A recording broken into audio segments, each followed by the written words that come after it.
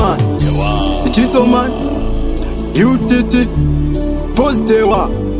you man,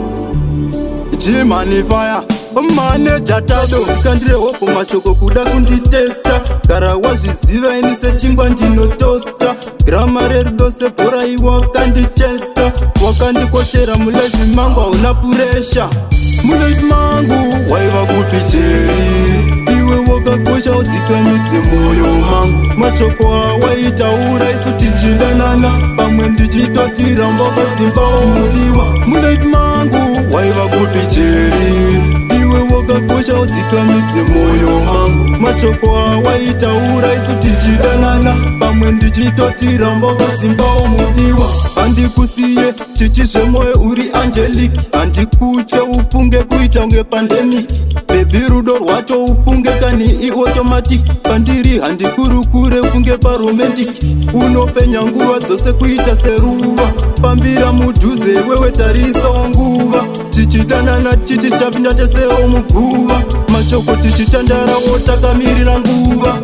mulevi mangu waiva kupi jeri iwe wakakosha udzikamidze moyo mangu mashoko awaitaura isu tichidanana pamwe ndichitotiramba wakazimbawo mudiwa mulevi mangu waiva kupi jeri iwe wakakosha udzikamidze moyo mangu mashoko awaitaura isu tichidanana pamwe ndichitotiramba wakazimbawo mudiwa koti wakapiwa hembe dzopita saite wadelaila kutozonditita nenge wandirwadzisa semaaisi ndinomeuta ndoshaya kwekupambira ziva ndaitokuposta sazondikandire hopo mashoko kuda kunditesta gara wazviziva ini sechingwa ndinotosta gramare rudose bhora iwa wakandichesta wakandikoshera mulevi mangu hauna puresha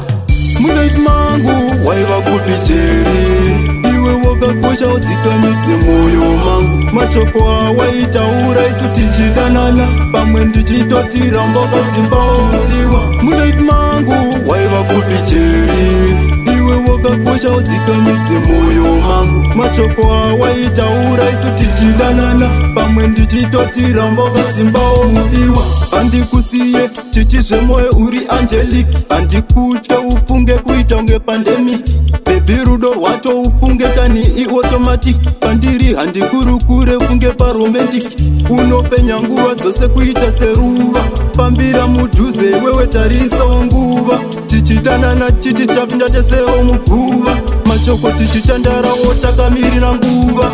mulevi mangu waiva kupi jeri iwe wakakosha udzikamidze moyo mangu mashoko awaitaura isu tichidanana pamwe ndichitotiramba wakazimbawo mudiwa mulevi mangu waiva kupi jeri iwe wakakosha udzikamidze moyo mangu mashoko awaitaura isu tichidanana pamwe ndichitotiramba wakazimbawo mudiwa